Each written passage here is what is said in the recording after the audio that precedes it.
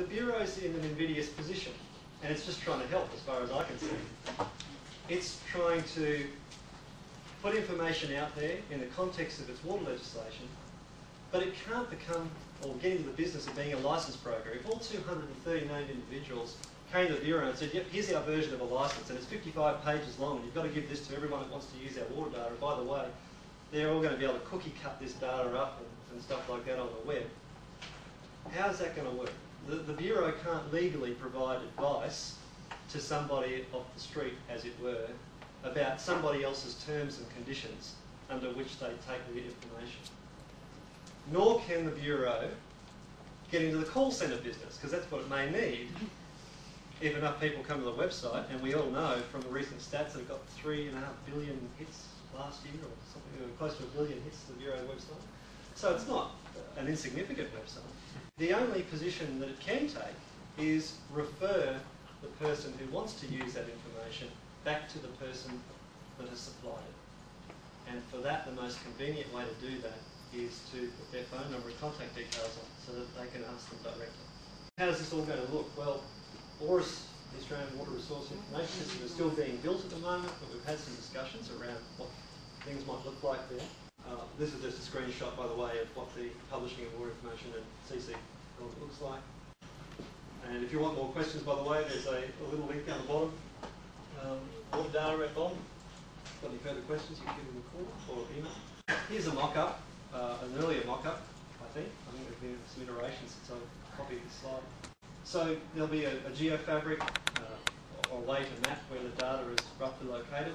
On the right-hand side, you might be able to look at the actual data itself. You can see down the bottom right-hand area there, you'll be able to download under CSV or PDF or arrangements like that. And just down here, you can see we've inserted some text that won't be displayed down the bottom right-hand corner.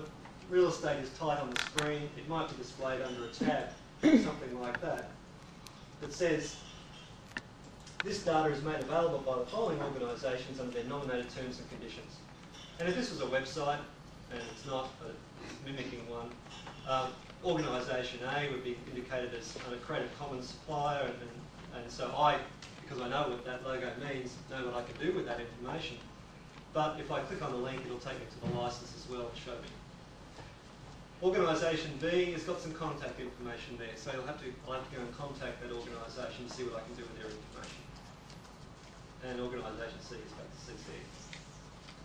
So it will be listed there and also available with the download, as I understand our last conversations. But also in the water regulations online area, we're going to indicate whether the organisation is consented to Australian Creative Commons or not. Now this is an example only. Brisbane City Council haven't told us what they're going to do. It's entirely a matter for them, of course. But this is just an indication of how the logo will appear against that organisation. That's a copy of the letter that's going to go out. We've got one in the room right now.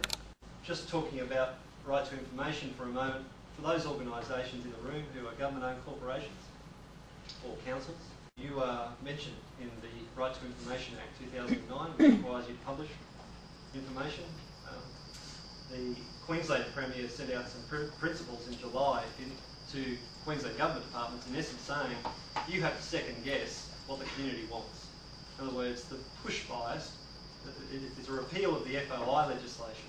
In the past, you had to make an FOI application to the government in order to get the information out. Now, it's the complete opposite. The legislation builds a bias in towards pushing information out, making information available.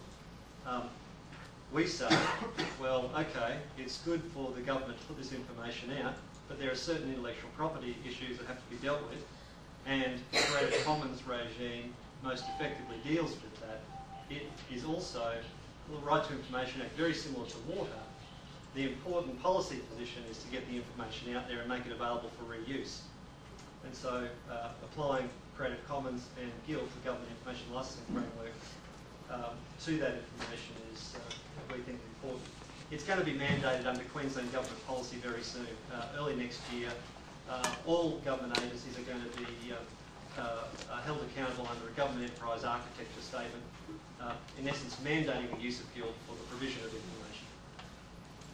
there's a Guild website about www.guild.gov.au, and I should say that the Guild, as a licensing regime for each of the different governments around the country, is moving forward closer to adoption every day. So Creative Commons will be a feature not only of the Queensland government, but governments from all jurisdictions in Australia making their information available. Thank you very much for your time.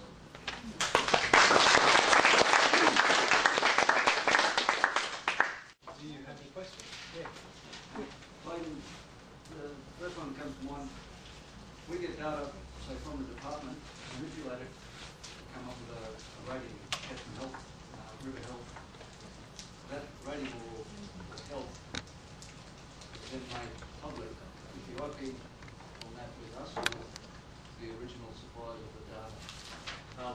Arguably with both. The IP and the raw data is with them, and you've created a different work or a different expression of that data, and so you might retain. I'm only speaking generally here. I'm not giving you any legal advice. But, generally, if it's a different, the copyright is not in the idea; it's in the expression of the idea. So if you change the expression, then arguably you change. You created a new work, and that new work is subject to copyright.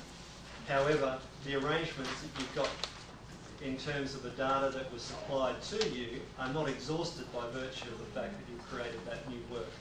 So as long as you've got the permission to reproduce that work, depending on how it's created, or how you merge it, or how you come up with it, as long as you've got that, your publication of that will be fine.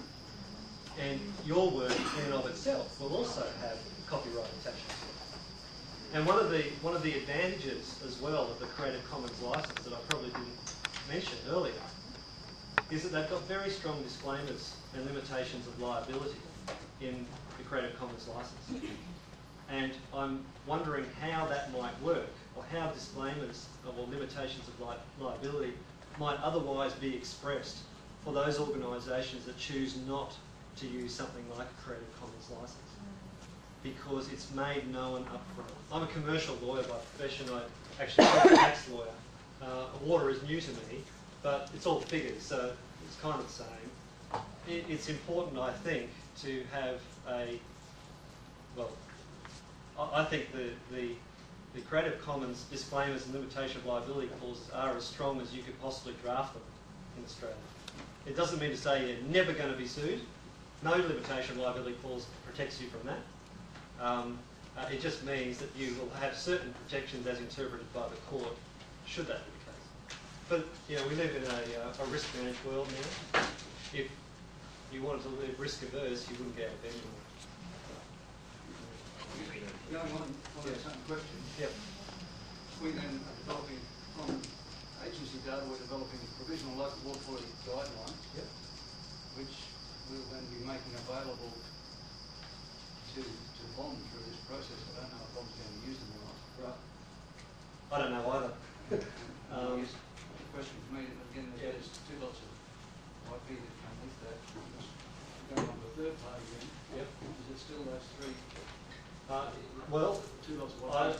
I have to have a closer look at it, but certainly if the data was provided to you under sort of a Creative Commons attribution license, and you released your work under a CC attribution license, then that carries all the way through, and it would meet entirely with the way the Bureau is working out. But remember, what the Bureau publishes of yours is in essence as if the Bureau wasn't there, because they're not creating a value-added or new work by just simply reproducing your water data or the data that you have supplied, because the Act is quite clear. It says no property rights